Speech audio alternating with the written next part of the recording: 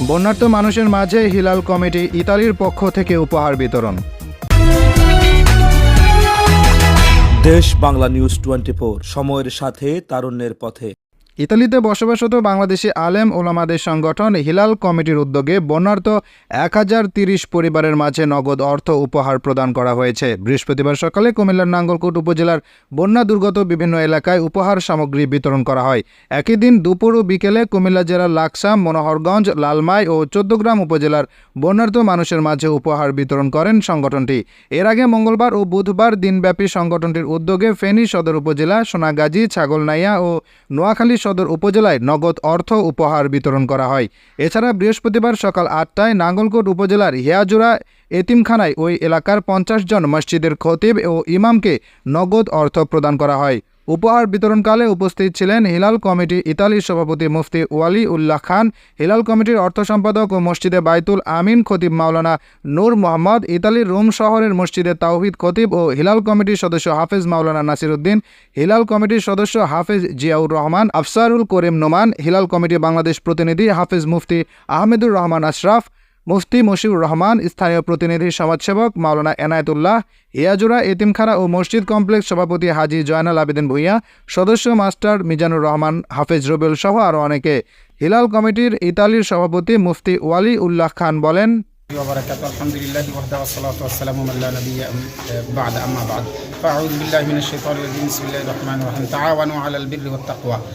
আল্লাহ তাআলা আমাদেরকে এখানে আপনাদের মাঝে আপনাদেরকে দেখার জন্য, আপনারা আমাদের ভাই, সেই জন্য আমরা এখানে এসেছি। আপনাদের আসার সময় আপনাদের জন্য কিছু উপহার নিয়ে এসেছি।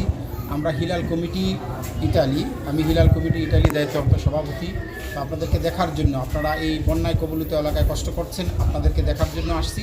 সাথে কিছু সামান্য উপহার নিয়ে আসছি, সেই উপহারটুকু আপনাদেরকে প্রদান করব। আমাদের হিলাল কমিটি একটি উলামায়ে কেরামের সংগঠন। দোয়া করবেন এই সংগঠনের জন্য, আল্লাহ তাআলা যেন এই সংগঠনকে শক্তিশালী করেন এবং ইউরোপের এই দিনহীন পরিবেশে আল্লাহ তাআলা যেন ইসলাম নিয়ে চলার এবং ইসলামের এই সুন্দর বাণী যাতে আমরা সকলের কাছে পৌঁছিয়ে দিতে পারি, আল্লাহ তাআলা যেন আমাদেরকে কথাবদ্ধভাবে জনগণের কল্যাণে, মানবতার কল্যাণে, দেশের কল্যাণে কাজ করার তৌফিক দান করেন। قال الله تعالى في كلامه المجيد إنما المؤمنون إخوة وقال رسول الله صلى الله عليه وسلم المسلم وأخو المسلم। সম্মানিত ভাইরা, হিলাল কমিটি ইতালি থেকে আমরা এসেছি। শতাব্দীর ভয়াবহ বন্যায় যেই ক্ষতি হয়েছে বাংলাদেশে, আমরা মুসলমানের ভাই, সেই ভ্রাতৃত্বের টানে আমরা কিছু উপহার নিয়ে আপনাদের মাঝে আজকে এই নাঙ্গলকোটে আমরা এসেছি। আসলে আমাদের এটা কোনো সরকারি সংস্থাও না অথবা কোনো এনজিও না, এটা ওলামায়ে কেরামের একটা সংগঠন, ইতালিতে ধর্মীয় সংগঠন, সম্পূর্ণ অরাজনৈতিক সংগঠন।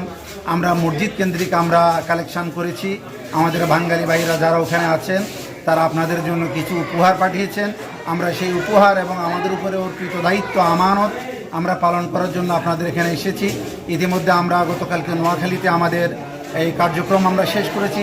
আজকে আমরা এই কুমিল্লাতে শেষ করব এবং ফেনীতে আমাদের কার্যক্রম আলহামদুলিল্লাহ শেষ হয়েছে। তার পরবর্তীতে আমাদের কার্যক্রম সিলেট মৌলভীবাজার পর্যন্ত চলবে। আমরা যে অর্থগুলো এনেছি ইনশাআল্লাহ আমরা যেন সুন্দরভাবে আপনাদের মাঝে পৌঁছে দিতে পারি এবং আমাদের এই সংগঠনের জন্য দোয়া করবেন এবং ইটালি প্রবাসী যে বাংলাদেশি ভাইরা আছে তাদের সুস্বাস্থ্য এবং তাদের এই সুন্দর রুটি রোজগারের জন্য আপনারা দোয়া করবেন। সকলকে আন্তরিক মোবারকবাদ। দেশ বাংলা নিউজ 24, সময়ের সাথে তারুণ্যের পথে।